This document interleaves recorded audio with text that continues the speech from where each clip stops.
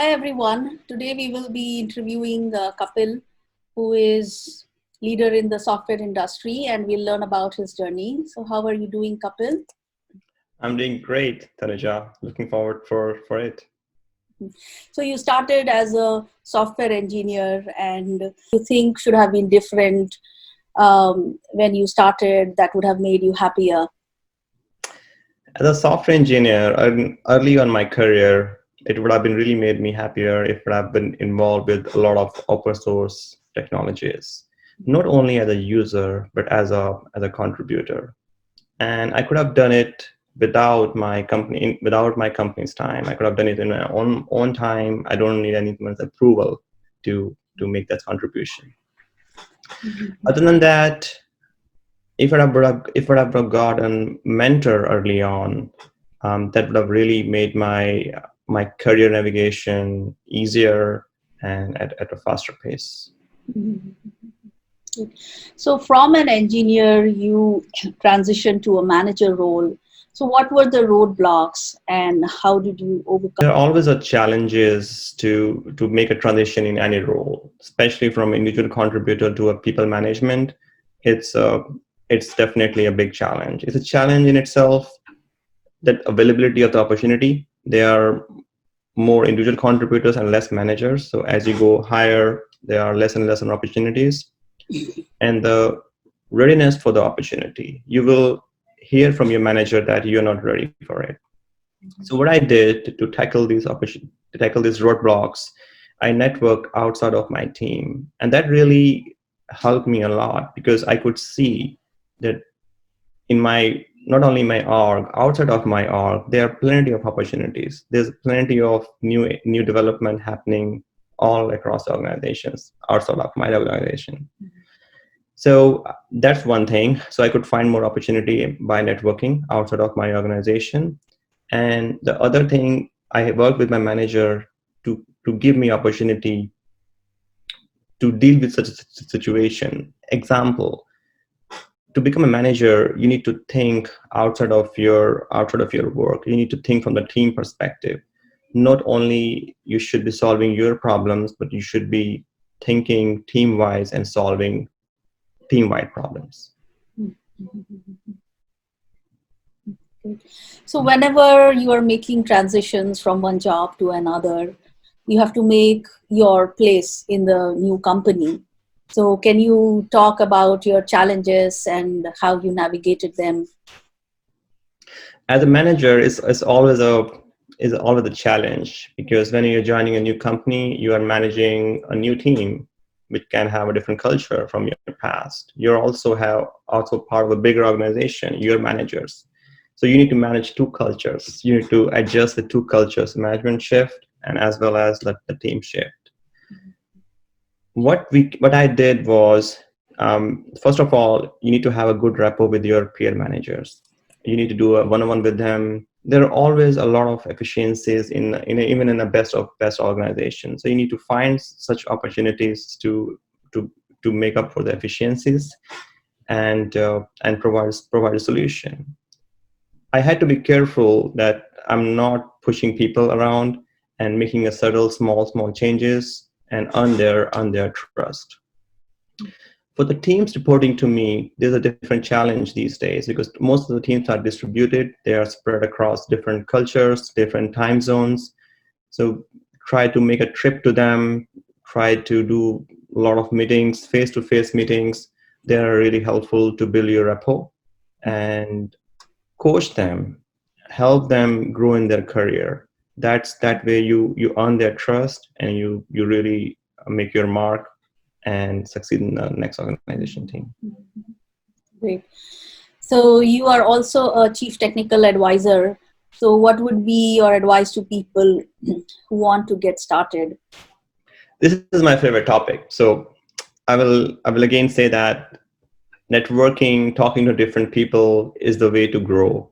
And most of the startups, they are working on some idea to basically automating a manual process to make it more efficient, make it easy to use, and eventually save everyone's time and money and less errors.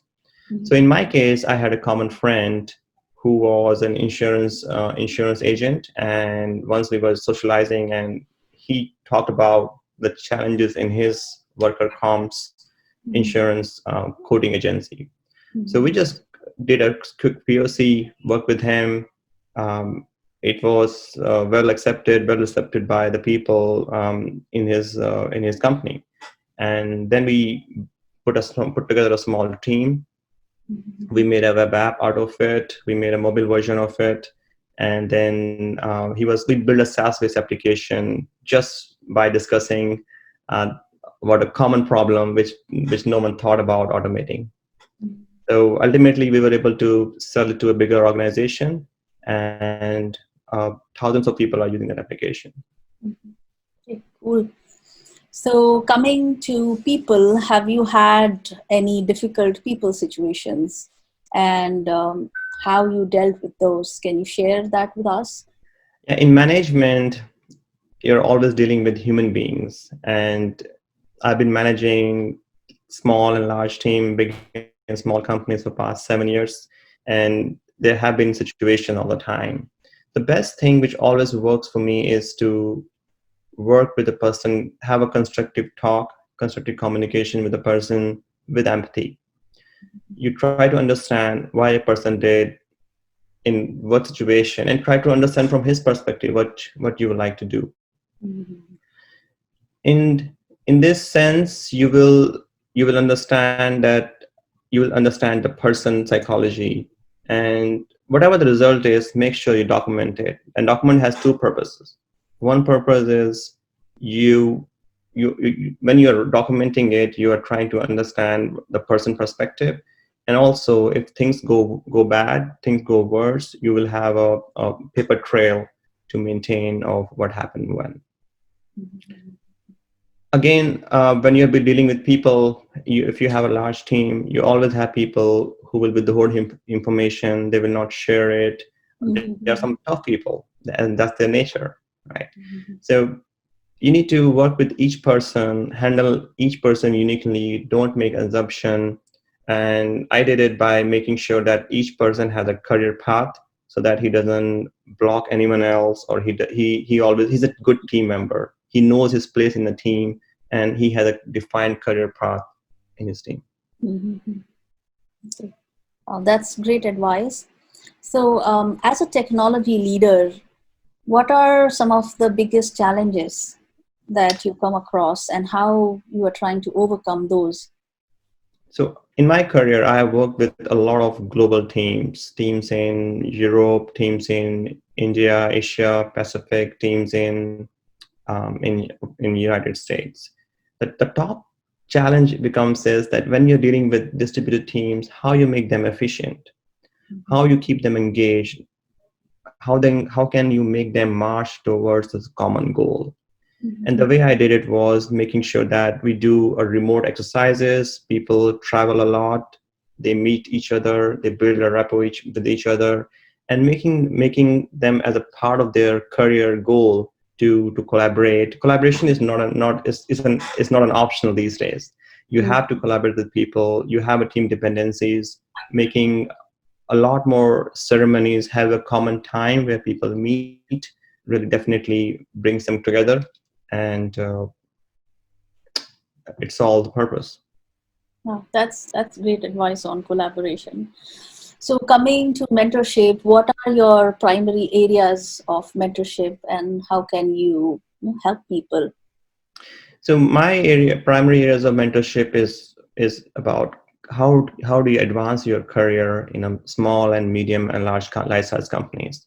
I have helped a lot of individual contributors to grow well within team, to groom their skills, to find the opportunities in their skills, and what is stopping them from getting to the next level, and help them navigate their careers to the roles successfully.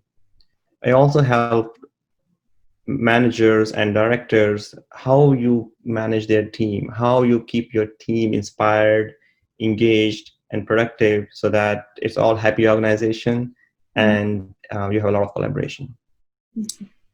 Okay, that's a very great interview. Thanks for your time, Kapil. It was great talking to you. Thank you very much.